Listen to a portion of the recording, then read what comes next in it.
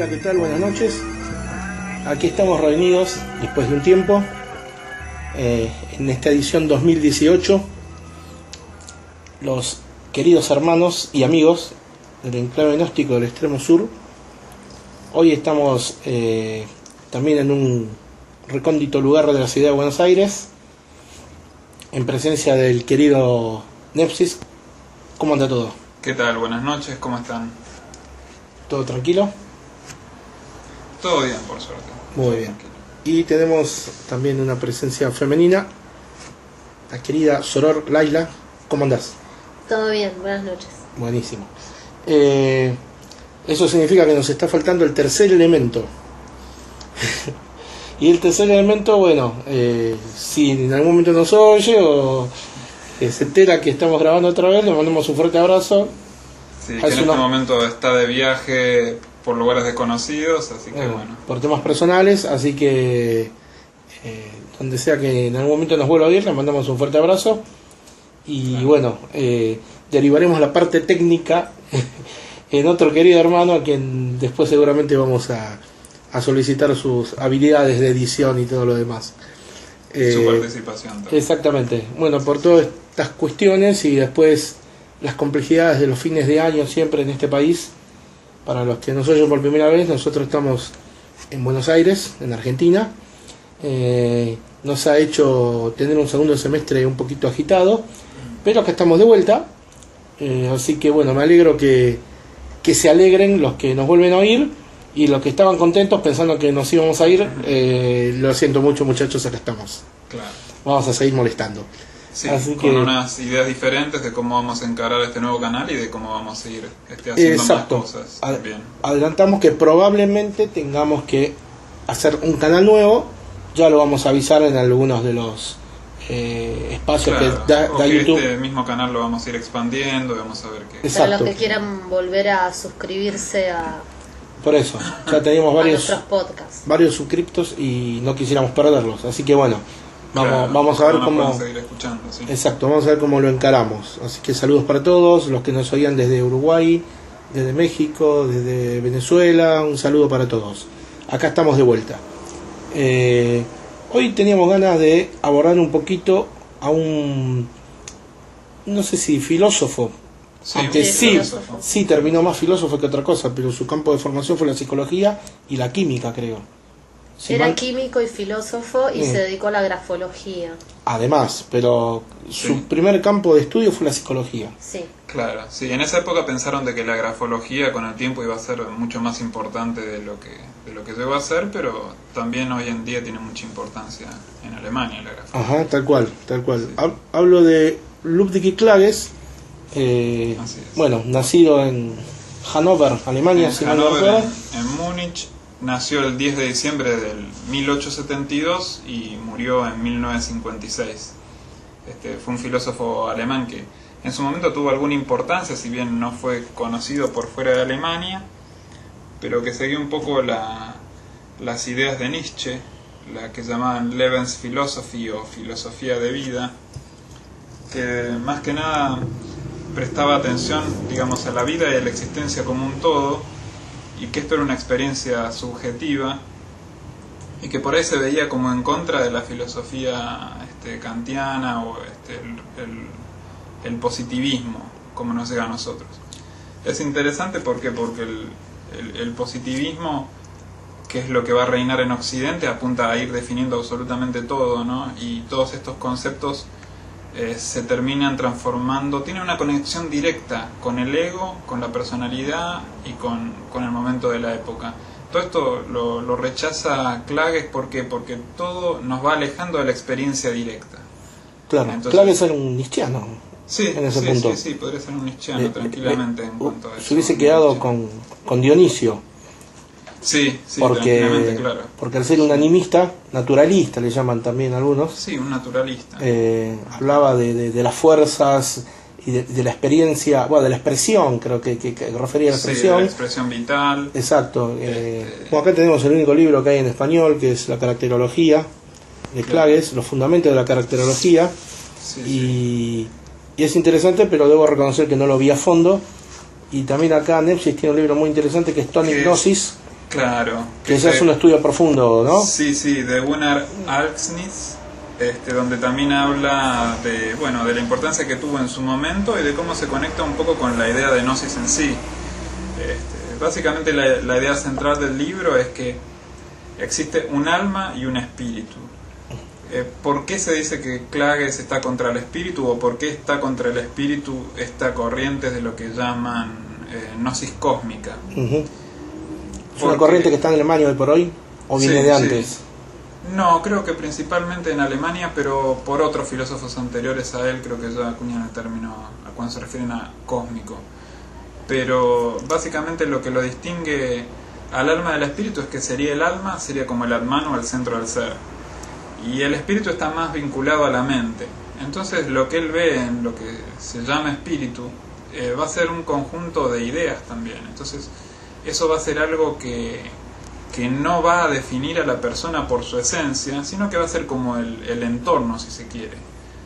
La mente es el lugar en el cual se manifiesta el alma, o es el anexo al alma, entonces no tiene una relación directa con la plenitud de la existencia, y sí está muy limitada por todo lo que sucede alrededor culturalmente. Claro. Entonces lo que busca la gnosis es concentrarse en el alma y en el desarrollo de la experiencia directa de la existencia pura, si se quiere. Sí, que ahí es donde anida esa vitalidad y esas fuerzas. Exacto. Que serían las que realmente son el motor. Sí. Por eso, hasta donde yo interpreté, no fui muy a fondo, pero hasta donde yo interpreté, hay un predominio en ese sentido del alma.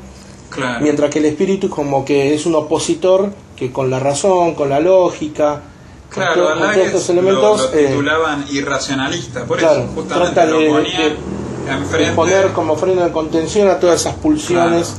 Claro. Sí. Que bueno, Klages creo que está del lado de precisamente de ese tal vitalismo. cual, y él no se consideraba irracionalista. Lo que pasa es que él encontraba que esa foto es muy buena, con gente muy grosa de la época. Schuller está ahí. En esta foto, claro, está Alfred Schuller, Wolfskel, Stefan George y Albert Fervi. Sí, reconozco que a Schuller lo conozco nada más de todos esos. Sí, que yo también, Alfred Schuller es el único nombre que resalta. Pero sí, lo que pasa es que ellos pertenecían a un grupo que quizás en ese momento era un momento de gran convulsión en Alemania, y donde también estaba, digamos, el esoterismo alemán tomó mucha fuerza en la primera mitad del siglo XX. Se fue desarrollando de muchas formas, no solamente hacia el lado del tradicionalismo y de la búsqueda étnica, digamos, ese tipo de cosas. Algún día habría que hacer un programa especialmente sobre la importancia de Alemania en lo que fue todo el desarrollo esotérico a nivel mundial. Claro. En especial lo que está en Occidente, que es lo que nos importa, por lo menos lo que me importa a mí, porque en Alemania, bueno, no solamente corrientes que otras personas por ahí les interesa más, como la ariosofía u otras cuestiones, pero la antroposofía también, Rolf Steiner, pero hasta la Boto salió de Alemania. Hasta claro, la Boto de Alemania, sí, o sea, y el nivel de popularidad que tenía ahí, hay un autor que ahora me escapa por ahí, alguien que nos esté escuchando se va a acordar, pero el libro donde habla todo el desarrollo del esoterismo del siglo XIX, del siglo XX de Alemania, menciona de que, por ejemplo, cuando se acusa a un astrólogo de haberse comportado mal o de no sé qué, nunca se lo acusa como de haber sido un fraude por la astrología en sí, sino de haber sido un fraude por la forma en que él aplicaba la astrología, como que se daba por cierta, como a nivel legal, digamos, que la astrología era una corriente totalmente válida y seria, y que no podía estar haciendo mala praxis. Exacto, se criticaba al tipo por hacer mala praxis, claro. Y era eso lo que lo iba a llevar a terminar preso. Claro. Entonces no era solamente de que desde los movimientos políticos también trataban de arengar una u otra corriente que les servía para sus propios fines. La sociedad lo tenía totalmente aceptado, lo utilizaba, la magia, el esoterismo, la astrología, estaban absolutamente en todos. Acá hay una parte donde Klages habla justamente cuando habla en el espíritu como adversario del alma, dice: si uno entiende por racionalismo el culto al entendimiento o el culto a la razón, entonces nuestro trabajo niega el racionalismo y le correspondería, si uno lo prefiere, abogar por el irracionalismo. Ahora, si por él uno entiende una deprivación fundamental del poder, de la objetividad, o sea, de la lógica, para el beneficio del pensamiento relativista o subjetivo, que es lo que normalmente ocurre, entonces nuestro trabajo está en el lado del racionalismo, en el modo más posible. Condenamos a en el modo más posible, en el modo más fuerte posible, digamos, condenamos a esta forma de irracionalismo, que es al final la carta más importante del espíritu. Claro, entonces, según de donde me mires, podés catalogarme de racionalista o de irracionalista. Sí, porque este culto a la lógica va a ser el mismo culto que vamos a encontrar, por ejemplo, en las diferencias que hay en general entre Oriente y Occidente, ¿no? En Occidente tenemos un culto al racionalismo tan marcado que de a poco se va transformando en un propio laberinto del que no podemos escapar, que está, por ejemplo, en todo lo que es políticamente correcto, etcétera, etcétera, que se va transformando cada vez más en una especie de cosa totalmente inmanejable, donde ya de a poco se va pudiendo decir cada vez menos en vez de tener más libertad. Y la libertad de expresión se va viendo cada vez más coartada en virtud de lo que sea políticamente correcto. ¿Y cuál sería el choque con Kant? Porque Kant postulaba que había lugares a donde la razón no podía llegar. Claro, pero... No sé si es muy parecido a lo que decía Clages. Claro, no, yo creo pero que... la razón estaría del lado del espíritu en Clages, con lo cual ahí... Sí, la razón está del lado del espíritu. Entonces sí. Ahí no veo tanto choque. No, claro, estaría del lado del espíritu y Clages estaría del lado del alma. Claro, sí, caso. por eso Entonces, no sé cuál sería ya el choque con Kant. ¿Será que Kant postuló ciertas cuestiones que por ahí no yo sé? Creo que es un choque en general con todo Occidente y con todo el positivismo. Porque eso va a buscar definir las cosas de un modo tal que existe aquello que se puede mencionar y lo que no se puede mencionar queda cada vez más restringido, ¿no? Claro. Entonces, el positivismo lo que nos va a dejar es una gran construcción, digamos, filosófica, una gran construcción también en lo psicológico y en el lenguaje, que de alguna forma nos va a negar ese aprendizaje que tenemos, por ejemplo, de los griegos, que son los primeros que en Occidente usan la negación como una característica y claro, que es lo que define, por ejemplo, la teología negativa, la teología apofática, donde aprende a definir a través de eso que niega, ¿no? Por ejemplo, el término invisible, inconmensurable, todos los términos que definen aquello diciendo, bueno, eso no tiene esta característica, no se puede medir, no se puede ver, no se puede alcanzar, no se puede concebir, está más allá de todo. Eso deja abierta la puerta a que la realidad se manifieste como es. Eso es lo trascendental en Kant. Él hablaba de que lo trascendental, lo que no podemos definir, era todo lo que tenía que ver con Dios, el mundo, o sea, como es lo inconmensurable, está relacionado con la definición de trascendental de Kant.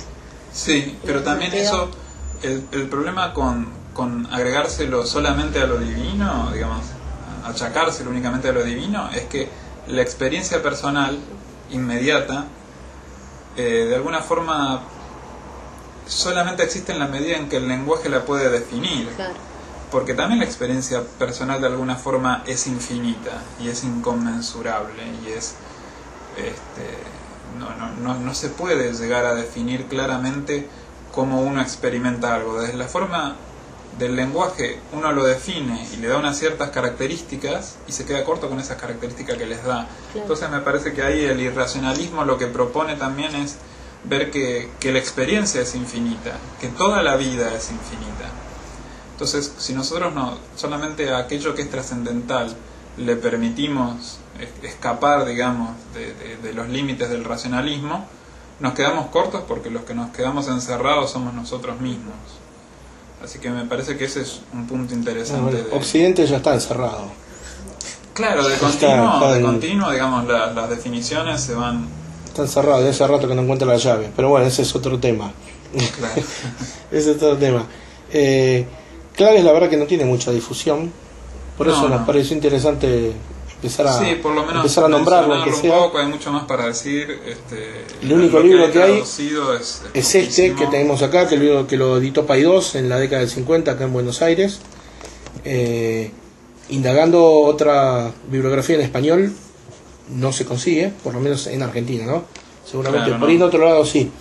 No, y de Theion. Este de la editorial Theion de nuestro amigo David Bett, claro, que sí, es quien nos nombró a Clages por primera vez. Claro, porque Berthiaud también le daba importancia, digamos, la visión de la gnosis de Berthiaud también tiene mucho que ver con Clages, porque ellos también respetan todo lo ritual, ellos encuentran el valor en lo tradicional por el lado de lo ritual, no tanto por el lado del positivismo, que es un poco lo que pasa con Oriente también, ¿no? Donde el ritual en Oriente está cargado de todo lo que a veces hay para decir, porque también va a ser, el ritual es la experiencia de la persona, por ejemplo, que va a ser iniciada, el ritual es la experiencia continua de quienes siguen asistiendo, por ejemplo, a cualquier tipo de liturgia o cosa similar en Oriente, mientras que en Occidente cada vez más se fue tendiendo a, por ejemplo, en lo religioso, a lo que hoy es el protestantismo, ¿no? Uh-huh. Que es tiene un peso intelectual muy grande, positivista de alguna forma, y se va alejando cada vez más de la experiencia personal para entrar justamente en este terreno del espíritu de una forma muy afianzada, ¿no? Donde la definición de la persona pasa a ser el espíritu directamente, uh-huh, en vez de ser el centro del ser, ¿no? Claro. La vida en Occidente tiene mucho que ver con aquello que uno consigue, con aquello que uno es socialmente, etcétera, etcétera, como quizás pasó en algunas épocas del paganismo, donde el puesto llegaba a definir a la persona, ¿no? Entonces, si uno era un esclavo en toda la dimensión del ser. Y creo que nosotros tuvimos una época en la que fuimos escapando de eso, gracias a la filosofía griega, y después fuimos volviéndonos a meter por la forma en la que termina evolucionando el capitalismo, en buena medida. Que es otro tema también. Claro, que sería otro tema completamente. Es otro tema, sí, porque hoy tenemos hasta iglesias evangélicas pentecostales que ya están proclamando que si a vos te va a dar mal, es culpa tuya. Claro, porque eso vos haces las cosas mal. El protestantismo es bastante común. Y esos tipos hoy por hoy que le dicen eso a la gente se sientan a negociar votos, ¿no? Claro. O sea, de la teología de la liberación pasamos a estas pentecostales que vaya a saber qué oscuros poderes están detrás de ellos. Claro, porque por hay que ver, ¿no? A quién responden, en fin, otro tema también. Pero bueno, claro, ¿qué sí. más podríamos compartir con la gente sobre Clages en caso de que les interese abordarlo? Hay alguna otra frase de él que quería rescatar, que él nos dice, por ejemplo, la historia de la humanidad muestra lo que ocurre dentro del hombre y solamente dentro de él. Una guerra de cuchillos entre el poder del amor que todo lo abraza y el poder que viene de afuera, el poder espacio-temporal. Este poder corta los polos de la vida y destruye la unidad, quitando el alma al cuerpo y dejando entonces al alma sin ningún sustento. Este poder es el espíritu. O sea, lo que él plantea, por ahí la traducción es... No, pero bueno, plantea casi una guerra y habla de cuchillos. Claro, él lo que plantea de alguna forma es que el hiperracionalismo se transforma en algo tan exagerado que le quita el alma a la persona. ¿Por qué le quita el alma? Porque el alma es la vitalidad, es lo inmediato, es la existencia en todas sus dimensiones. Sí. Claro, entonces al tener que responder a una sociedad hiperracionalista, es como si uno tuviera que andar con un libro de derecho para justificar su existencia, ¿no? Exacto. Entonces dice, ¿por qué haces esto? ¿Por qué haces lo otro? ¿Por qué querés esto? ¿Por qué querés lo otro? Como si a cada cosa hubiera que responder a través de una respuesta totalmente racional. Y eso, por supuesto, es imposible porque la persona no puede conocer todo aquello que justamente sabemos que desconoce de sí mismo, todo aquello que tiene que ver con el infinito, todo aquello que tiene que ver con la creatividad. En el momento en que la persona se plantea a sí misma como un objeto, ¿no?, que va a tener que responder racionalmente absolutamente a todo, no tiene ninguna posibilidad de existencia real, digamos. Está totalmente sometida y ese racionalismo se transforma en una ley que lo tiene totalmente cautivo. Así que bueno, esa era la parte de Clages que me No, que no es parece que interesante para el solamente tema gnóstico. el pensamiento hiperracional de una sociedad occidental, sino también la materialidad del cuerpo, o sea, el cuerpo como materia también enclaustra el alma, de alguna forma. Claro, sí, porque en el caso de Klages es importante la no dualidad en cuanto a lo que expresa la vida a cada momento, me parece. Entonces, todo eso que está pasando en cada momento, él lo toma como un todo y como una expresión de la vida. Mientras que en el racionalismo no, porque el racionalismo va a buscar responsabilidades, va a buscar divisiones, va a clasificar y va a hacer un montón de cosas sin entender que por ahí en un hecho o en un proceso hay un montón de elementos que participan y la persona está participando de eso también, de alguna manera. Ahí podría entrar las categorías kantianas y todo eso. Ahí podría estar el confronte entre una visión y la otra. Claro, claro. Lo que pasa es eso, es que me parece que también una cosa interesante de la visión no dualista no es solo que da el espacio, digamos, para comprender que el inconsciente está influenciado por el inconsciente colectivo, que todos somos parte de una misma cosa y nos vamos moviendo de esa forma, sino también para sacarnos la idea por ahí de que internamente el racionalismo es la respuesta. Porque eso creo que es claramente, digamos, frente a cualquier situación, por ejemplo, violenta, no violenta, cualquier tipo de situación en la que alguien fuese a ser cuestionado, se espera que sus respuestas salgan como de una verdad racionalista absoluta con una comprensión que esa persona no tiene y que claramente no la tiene. O sea, hay algunos experimentos médicos de los que podríamos hablar otras veces donde se analiza la volición y la conciencia.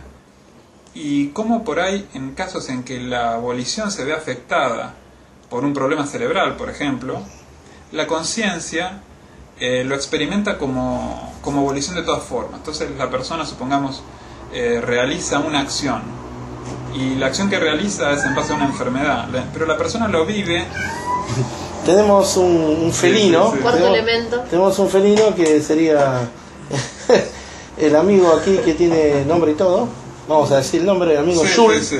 Un felino negro que cada tanto se queja de dar alguna opinión. Claro, así que el que está oyendo, si sintió un maullido o algo, no se asuste, porque bueno, acá como todos los que... ganas de participar. Claro, en los templos siempre tiene que haber felinos. Sí, totalmente. Y negro. Tiene sueño.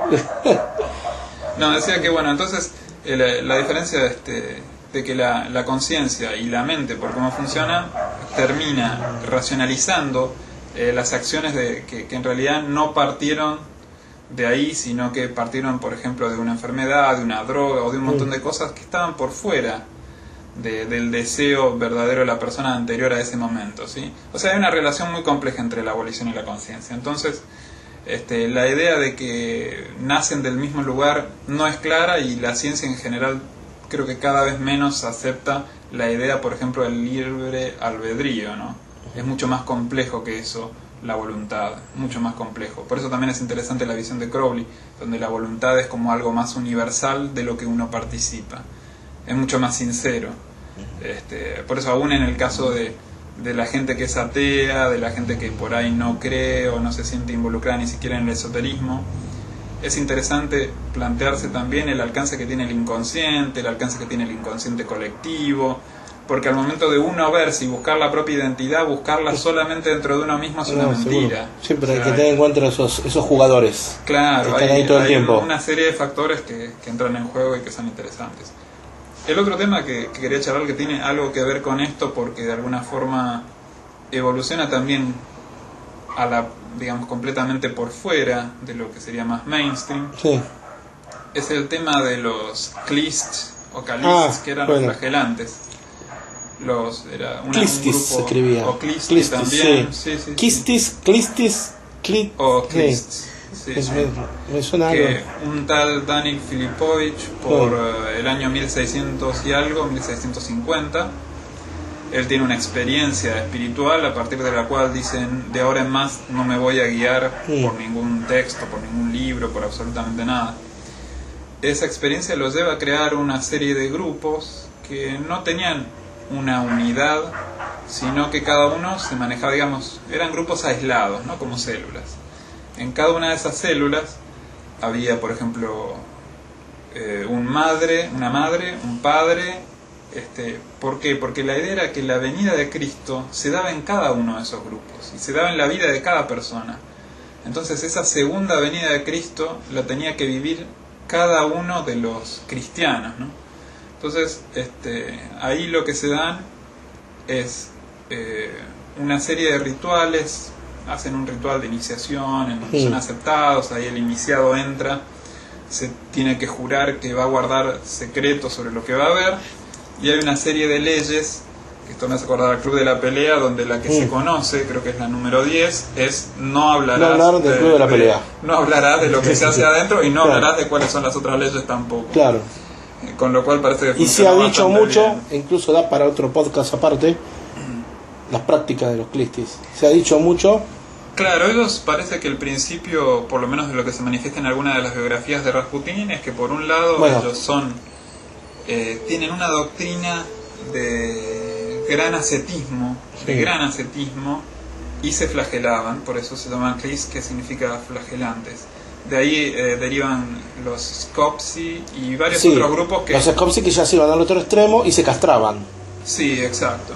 Y muchos otros grupos. De todas formas, los clis están vivos hoy en día en Rusia. Existen hoy, así que... Sí, Skopsi dice que hubieron hasta la década del 50. En la Unión Soviética se sabía de que todavía había varios. Claro, lo que pasa es que ellos... que clis existan hoy por hoy, no me consta. Se dice que siguen existiendo, porque lo que pasa es que ellos quedaban ya en su momento, cuando se acusaba a algunos, incluso obispos, porque los obispos, como venían del monacato, muchas veces tenían una inclinación esotérica muy fuerte. Y se los acusaba de ser clis porque se conocía de que había grupos clis en la zona y qué sé yo, y como que se creía que podían estar apañados por un obispo. Claro. Y en muchos casos verdaderamente era eso. ¿Por qué? Porque los clis participaban de la liturgia como todos los demás, tenían una vida cristiana. ¿Pero ortodoxa. era un grupo aceptado por la Iglesia Ortodoxa Rusa? No, porque pero no decían nada. Las cosas que se han dicho de ellos, por ejemplo, castigo físico, que utilizaron el castigo físico como formas de alterar la conciencia. Digamos. Y orgías, que también. Claro. No es algo que tampoco. ¿Pero no llegar al éxtasis a través del dolor? Es otra de las cosas que se dicen. Sí. De hecho, se dice que Grigori Rasputin, basó un poco su pensamiento, que era muy personal, ¿no? Porque cuando pasó por ahí, pasó por los clistis y después se fue. Entonces, se ve que tomó algo de lo que adquirió en los clistis, más lo que él después inventó como su propia cosmovisión. Y digamos como que fue el más célebre de los clistis fue Rasputin, por todo lo que ya sabemos, ¿no? Claro. Pero es un tema interesante para desarrollarlo más. Sí, hay una parte del ritual que les cuento donde la persona dice que entra. Esto es lo que le llamaban la recepción. No se tienen muchos rituales, sino pequeñas porciones. Entonces la persona venía a una habitación donde estaba llena de los miembros. Le llamaban arcas ellos al grupo, digamos, a la comunidad local, ¿no? Cada comunidad era un arca.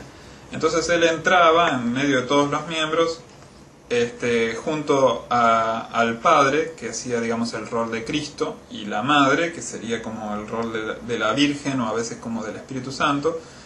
Él saludaba a cada uno, o sea, inclinaba la cabeza ante cada uno de los miembros que había, y después se arrodillaba para dar ese juramento del que hablábamos antes. También incluía el juramento seguir en el camino de los Christoboveris. El término ese Christoboveris significa creyente, el creyente en Cristo, creyente en Cristo. ¿Un término ruso? Un término ruso, sí. Después de esto, él se acercaba al Cristo, al hombre, ¿no? Y recibía una cruz plateada. Lo besaba en la mejilla y después besaba una de las rodillas de la madre. Y después, el relato dice que le daba un beso absolutamente a todos los miembros. Esto lo cuenta Joaquín Carvalho en Religión y Poder en Europa, Conflicto y Convergencia. Pero dice él que no, según sus fuentes, no queda claro si era algo sexual, digamos, que después iba a terminar No hay otra cosa. mucho dato puntual de no, por eso, si nunca se ha llegado a todo confirmar. terminaba como en una gran orgía o qué sé yo, porque eso también puede ser un poco de la fantasía de la sociedad rusa, que por ahí es bastante estricta, ¿no? Y que era muy tradicionalista. Entonces por ahí ellos lo seguro hacían era... lo que pasa es que como Rasputin proponía en su visión personal, hay quienes dicen que Rasputin tenía esa visión porque la traía de los Klisti, que no era de él. Claro. Bueno, entonces ahí está la duda. ¿Rasputin se inventó toda esa historia o la trajo de acá, donde se ve que era muy estricto, si no se podía hablar, como bien dijiste recién, de lo que se hacía ahí? Y puede ser que... Yo creo que lo hacían, simplemente que respetaban como corresponde, con códigos de silencio como debe ser, y no contaban nada de lo que hacían. Sí, yo pienso que eso es muy posible porque hay una cosa, o sea, ellos por un lado, lo que se ponía mucho énfasis en llegar a una especie de frenesí que después, creo que los cuáqueros son quienes también usan algo parecido, se busca como que la gente entre en una especie de trance. Claro. Se buscaba mucho eso, que parte de eso haya sido sexual, no sé, en algunos grupos, no sé si en todos. Claro, también puede haber sido que algunos grupos sí y otros no. Exacto, por ahí no había una limitación en cuanto a eso, y eso se podría haber dado en distintas porque eran como grupos bastante libres. Eran grupos... Aparte, sí, mi duda era por eso te lo pregunté, si ellos eran reconocidos por la Iglesia Ortodoxa rusa. No, para nada. Pero tampoco eran perseguidos. Sí, fueron perseguidos. Ah. Fueron perseguidos porque estaban metidos adentro, entonces ese era un problema. Porque, Sí, como se expulsaron, les decía los antes, corrieron al costado. No, como les decía antes, estaban ocultos. Estaban ocultos en la se manejaban. Entonces, tanto los obispos como sacerdotes, sobre Rasputín también se dice, y se lo acusa de eso, al final no se termina pudiendo probar. ¿Cómo? ¿No estaba ordenado como sacerdote? Sí, estaba ordenado como sacerdote. Claro. Que les generaba como una mala fama por las prácticas que tenía. Por las prácticas que tenía él puntualmente. Sí, por eso. Y no se sabe en qué medida estas prácticas venían de lo que hacían los otros. Porque los otros por ahí se manejaban más entre ellos. Y Rasputín interactuaba mucho con gente de afuera. Sí. Los Kalist, en especial con la zarina y toda la mujer que anduviera suelta por el castillo real. Claro. Por el palacio real. Claro. Que, bueno, sí, yo creo que él no se privó de nada. Era un rasgo de él que él desarrolló a partir de un momento, porque él estuvo en el bosque, estuvo en monasterios, él tuvo una época en que él se fue de la casa y estuvo viviendo la vida monástica, y en medio de todo eso se supone que él se topa con los Kris, que eran una suerte como de salvajes casi. Aparte decía, había que pecar porque de esa forma Dios te puede redimir, si no... Claro, esa es una de las cosas que no se sabe si es una doctrina exacta, se redime al pero pecador, la idea es esa, que... Y es también la idea de que pecando de esa forma se restringe el pecado a ese ámbito de cosas, ¿sí? Claro. Entonces la persona que participaba de ese frenesí, de esa orgía, digamos, con todas las ganas y sin absolutamente ningún límite, hacía una suerte de... ¿Cómo se llama esto? Catarsis. Catarsis, exacto. Que es una palabra griega que también se aplica a la espiritualidad, ¿no? Donde catarsis significa purificación. Purificación, tal cual. Entonces esa purificación después podía permitir entrar a otro tipo de cosas. Por ahí había un pensamiento de este tipo. Está bien, la orgía era como satisfacer todo el deseo. Sí, bueno, está claro. No era un club swinger, no era un club swinger. Había otra cosa de fondo respetable e interesante, o sea, ¿cierto? No era una cuestión que se juntaban a simplemente hacer las cosas por hacer por un mero placer efímero. No, porque además la vida después, fuera de eso, era muy ascética. Por eso, exactamente, porque la vida de ellos era ascética. Muy dura, sí. Vivían en condiciones bastante extremas, en fin. Sí. Sumado a aquellos tiempos, sumado a lo que es el clima en Rusia y todo lo demás, me imagino que no sería nada sencillo. No, para nada. Y participaban de la liturgia, sí, porque para ellos tenía el mismo significado, eso es lo que pasa. Y por eso ellos de alguna forma permanecen ocultos sin que esto sea un problema. Ellos no encuentran contradicción con lo que pasa durante la liturgia. Claro. De hecho, ese especie de teatro propio de la liturgia, en alguna forma también se parece a lo que ellos hacen, ¿no? Ellos de alguna forma tratan de recrear, digamos, la venida de Cristo, y en la liturgia se recrea de otra forma tradicional, tanto la primera venida como se hace referencia a la segunda venida de Cristo, todo el plan de la salvación, etcétera. Entonces tenían en común, digamos, lo ritual claramente significaba mucho para ellos. Entonces no era que asistían solamente para esconderse, digamos. Asistían porque estaban interesados en la liturgia. Excelente. Bueno, no sé si quiere agregar más. Creo que estamos en nuestros tiempos estipulados Una sola habitualmente. cosa más, nada más de Rasputin. Vamos a seguir igual con esto. Vamos a hacer un día un programa específico. Sí, Christie's, él creo que y los otros Skopsi también me interesa hablar de estos Skopsi que llegaban a la castración. Relacionarlos con otros ritos de otros países sí. que también hacían lo mismo. Claro. Sí, los de Cibeles. El culto de Cibeles. Por ejemplo. Sí. Pero sí, agrega lo que querías. No, lo de Rasputin que es interesante respecto a la gnosis es que él dice que para curar él entraba en un estado como de concentración que se menciona ahí en su biografía más o menos cómo es la forma en la que él cura y curaba, por una, claro, curaba. Y que llegaba la curación. No era el hijo del zar. No era un sanatero. Tenía hemofilia. Curaba, Claro, bueno, curaba sí, cosas sí, que eran mucha imposibles gente. de curar en esos tiempos. Claro. Entonces, y dice bueno, de que él, claro, respeto, primero antes de hablar de Rasputin, yo sí, él se diría respeto. concentraba y llegaba a un estado interno en el cual había como una especie de vacío, Sí, bueno, sí, una sí. descripción similar a la de la gnosis, ¿no? Claro. Y a partir de ese momento era que él podía imponer las manos y podía hacer todo lo que hacía. Así que bueno, eso sería un tema Y interesante. también les avisó que para los iban a cortar la cabeza a todos. Sí, también tuvo, sí. Curaba y veía cosas que iban a pasar Tal y cual, porque anticipó la revolución. Ese mismo estado se ve que abre la conciencia Claro. a muchas otras cosas. Claro. Así que A es muy visiones interesante. y anticiparse Es un a tema hechos. que tendremos que hablar después de cómo los distintos Vamos. místicos, en especial Rasputin, Exacto. experimenta estos estados y las cosas que puede sacar desde ahí. Buenísimo. Bueno, creo que ha estado muy bien porque después de 6 meses sin lanzar nada al aire, hemos vuelto con temas bastante interesantes, pero también fuertes. Después vamos a Así compartir que también algo de vamos a seguir. de estas notas para que los puedan ver, así pueden ver una traducción al castellano mejor pulida que Sí. esta que simplemente les Vamos a tratar de recomendar así que libros de podemos ahora poner más ahí en los comentarios o algo. de los temas que hablamos.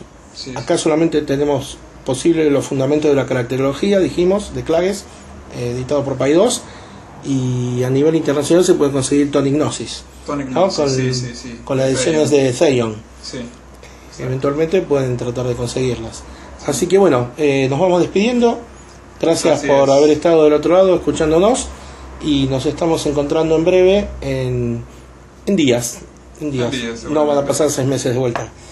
Así Chao, es. buenas Chao. noches, Chao. saludos Hasta la a próxima. todos. Chao.